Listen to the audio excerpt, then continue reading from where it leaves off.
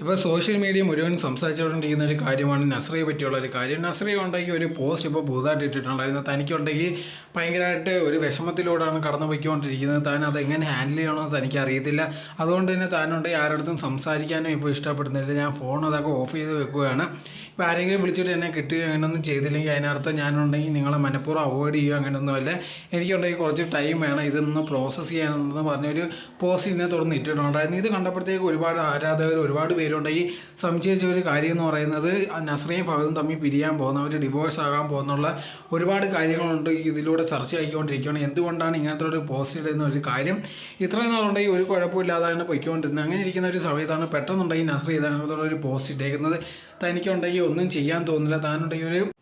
താനൊരു വല്ലാത്ത അവസ്ഥയിലൂടെയാണ് കടന്നു പോയിക്കൊണ്ടിരിക്കുന്നത്. താനുണ്ടെങ്കിൽ ഇപ്പോൾ ഒറ്റപ്പെട്ട് ഇരിക്കുന്ന ആളൊക്കെ തോന്നുന്നുണ്ട്. അതുകൊണ്ട് തന്നെ തനിക്കുണ്ടെങ്കിൽ ഇപ്പോൾ കുറച്ച് സമയം വേണം ഇതെല്ലാം പ്രോസസ്സ് ചെയ്യാൻ.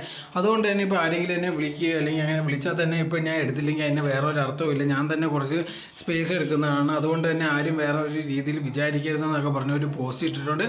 സോ എന്തായിരുന്നാലും ശരി, എന്തോന്ന് കാര്യം നമുക്കറിയില്ല. തീർച്ചയായിട്ടും എന്ത് കാര്യമായിരുന്നാലും ശരി അത് കറക്റ്റായിട്ട് രീതിയിൽ പോയി പ്രോസസ്സോ അല്ലെങ്കിൽ എന്ത് ചെയ്ത് അവർ നല്ല രീതിയിൽ തന്നെ തിരിച്ചു വരട്ടെ എന്ന് വിചാരിക്കുന്നു. ഇതിനെപ്പറ്റിയുള്ള നിങ്ങളെ തോട്ടം എന്തോന്ന് കമൻറ്റ് ബോക്സിൽ കമൻറ്റ് രേഖപ്പെടുത്തുക.